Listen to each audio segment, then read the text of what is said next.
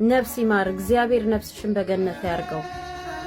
በሰላም ረፊ ወዳጆቼ ወጥቶ ከመቅረት እግዚአብሔር ይሰውረን። እህቶቼ ወንድሞቼ እንደዚህ በሰላም ስቃችሁ ከቤተሰብ ጋር በሰላም ተሸኛኝታችሁ በፕሌን መታችሁ እንደዚህ ሬሳችሁ ከመግባት እግዚአብሔር ይሰውራችሁ ይሰውረን ሁላችንንም። በሰው ሀገር ላይ ያለን ሰዎች እንቅፋት እንኳን አይንታል። ስንት ዓላማ ስንት ህልም ያላት ወጣት ናት ባጭር የቀረችው። እግዚአብሔር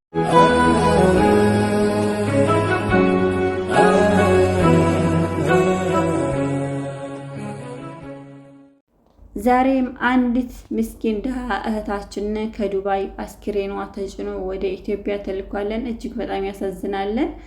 አሰላሙ አለይኩም ወራህመቱላሂ ወበረካቱ። ወድና የተከበራችሁ ቤተሰቦቼ ሰላም እንዴት ናችሁልኝ? ሁላችሁንም ሰላም ብያለሁኝ። ይሄን ቪዲዮ ላይክ ሼር አድርጉት። ቤተሰብ ያላረጋችሁ ቤተሰብ አድርጉኝ።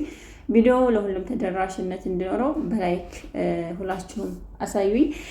እንግዲህ እህታችን እንደምታዋት ማንቻችንም አረብ ሀገር ላይ ሰርተን ለመቀየር እንደመጣ ነው። ወደ ስደት ስትመጣ ቁማ በሁለት እግሮቿ ቤተሰቦችንም ራሴን እቀይራለሁ ሁላችንም አስበን እንደወጣ ነው አስባና ተመኝታ አቅዳ ነበር የወጣችው። ነገር ግን እቅዷና ሐሳቧ ሳይሳካ ዛሬ አስክሬኗ ጸጥ ብላ ወደ እናት ሀገሯ ወደ እናቷ ወደ ቤተሰቦቿ ተልካለች። እጅግ በጣም ያሳዝናለን። አብዛኛው አረብ ሀገር ላይ የምንሰራ እህቶቻችን ጭንቀት በጣም እናበዛለን። እባካችሁ ራሳችሁን ፍሪ ለማድረግና ከጭንቀት ራሳችሁን ነፃ ለማድረግ ሞክሩ። ያልኖርሽውን ኑሮ ግዴታ ኑሮ ያለው ብለሽ ተጨንቀሽ ህይወትሽን ከመታጭ እባካችሁ ራሳችሁን ጠብቁ። ይህች እህታችን እንግዲህ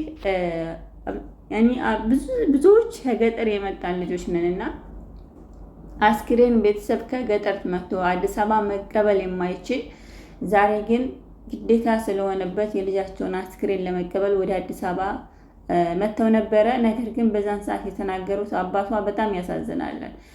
አባቷ እሷን ሲልኩ በድህነት ቤታቸው ያላቸውን ሀብት ንብረታቸውን ሽጠው ልጃችንን ታሳልፍልናለች፣ የማንኛውም ሰው ልጅ ሰርታ እንደምትቀይረው ትቀየራለች፣ እኛንም ትቀይረናለች ብለው ነበር ያሰቡት።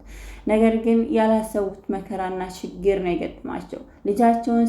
ልጃቸውን ወደ ስደት ሲልኩ ያላቸውን ሀብት ንብረታቸውን ሽጠው ዛሬ ደግሞ የልጃቸውን አስክሬን ለመቀበል ሲፈልጉ የእንጀራ መሬታቸውን ሽጠው ነው አስክሬን የልጃቸውን እየተቀበሉ ያሉት። ስለዚህ እባካችሁ እህቶቼ ወንድሞቼ አረብ ሀገር ላይ ሰርተን እንቀየራል ብላችሁ የመጣችሁ እህቶቼ ጭንቀት እያበዛችሁ ራሳችሁን አትጡ። ሐኪም ቤት በገባይ በሁለት ቀኗ ህይወቷ አለፈ። ለእናቷ ደውላ እናቴ ራሴን እያመመኝ ነው ዛሬ ሐኪም ቤት እሄዳለሁ ብላ ተናግራ ነበረ ነው የሚሉት አባት ማለት ነው። እና ሐኪም ቤት በገባይበት በሁለተኛው ቀን ልጃችሁ አርፋለች እርማችሁን አውጡ ተብሎ ተደወለልን ሐኪም ቤቱ። ግን እጅግ በጣም ያሳዝናለን። ሐኪም ቤት ገብተው ለምንድን ነው የሆነ ምንም ማስታገሻ አንድ ሰው ሐኪም ቤት ሲሄድ ህይወቱን ለማጣት አይደለም ማስታገሻ ለማግኘት ሲፈልግ ነው ወደ ህክምና የሚሄደው። ግን ወደ ህክምና ስንሄድ ለምንድን ነው አስክሬን የሚገባልን? ሐኪም ቤት ምንም ያህል እሷ በቀላል ራሴን አሞኛል ብላ የሄደ ሴትየው ህይወቷ አለፈ ማለት እጅግ በጣም ያሳዝናልና እኔ አላቅም። አንዳንድ ጊዜ እኛ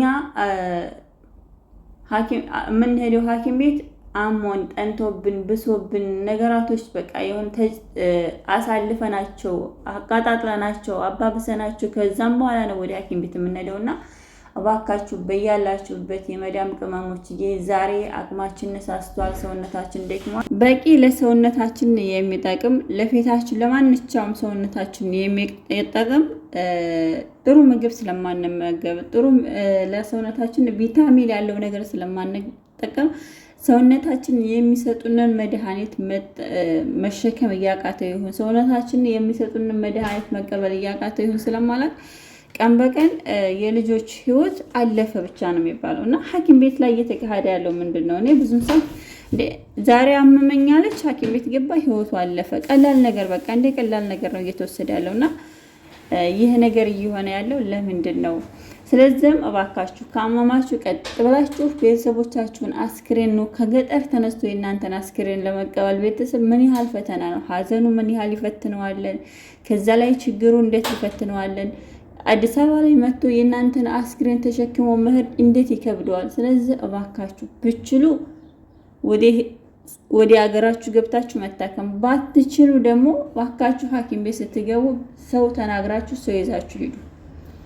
ሐኪም ቤት ገብታ ቁማ ሄዳ አልጋ ይዛ ትቀራለች። በዛው ህይወቱ ያልፋለን እና እባካችሁ የልማት ወዳለሁ እዚህ ጋር የምሰራበት ቪዲዮ እኔ ለዚህ ሰራበታለሁ ብዬ አላሰብኩትም ነበር። እርግጥ አሁን ላይ ይህችን እህታችን እንደዚህ ሞታ አንቺ እየተቆነጃጀሽ አሁን ይሄ ምናምን ሊያስብላችሁ ይችላልና እኔ ቪዲዮ የምቀርጸው በተመቸኝ ሰዓት ክፍተት ባለኝ ሰዓት ቪዲዮ ኖርማል ቪዲዮ ቀርጬ አስቀምጣለሁ።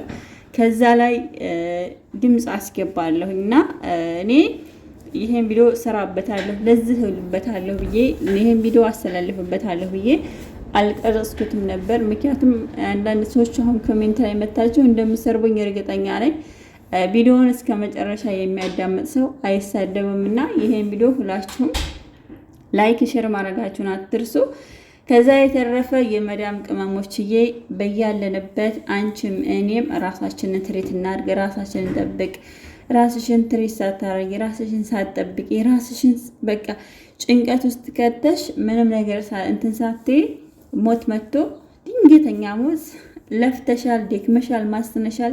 አንድ ቀን ግን ለራስሽ ሆነሽ አታውቂም።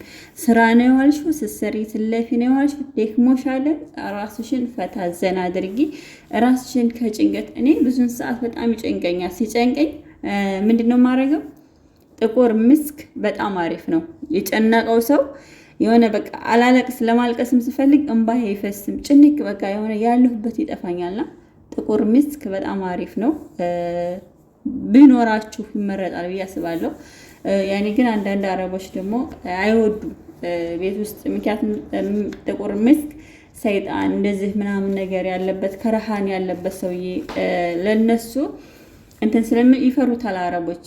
እና ይሄን ጥቁር ምስክ እኔ ከገዛሁበት ሰዓት ጀምሮ በፊት እንቅልፍ አልተኛም ነበረ፣ ሰላም የለኝም ነበረ። በቃ የሆነ ጭንቀት፣ የተኛሁት እንቅልፍ ቅብጅር ነበረ። ሰግጄ ራሱ በቀኝ ጎኔ መጀመሪያ ስንተኛ በቀኝ ጎኔ እተኛለሁ ማለት ነው። ከዛ ምንም እንቅልፌ በቃ ሰላም ያለው እንቅልፍ አልተኛም ነበረ።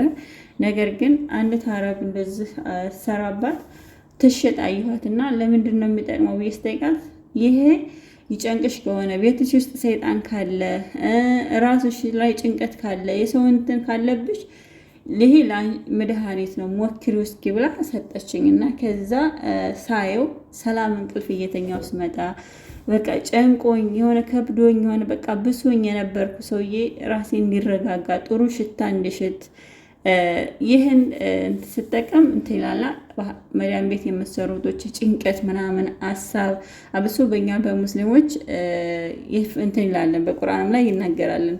ጥቁር እንትን ምስክ በጣም መድኃኒት ነውና ቢኖራችሁ ብዬ አስባለሁ።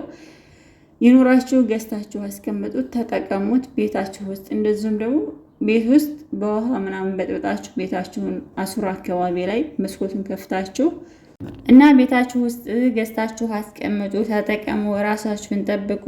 ዱንያ ሁልጊዜም ሞልታ አታውቅም። ሁልጊዜም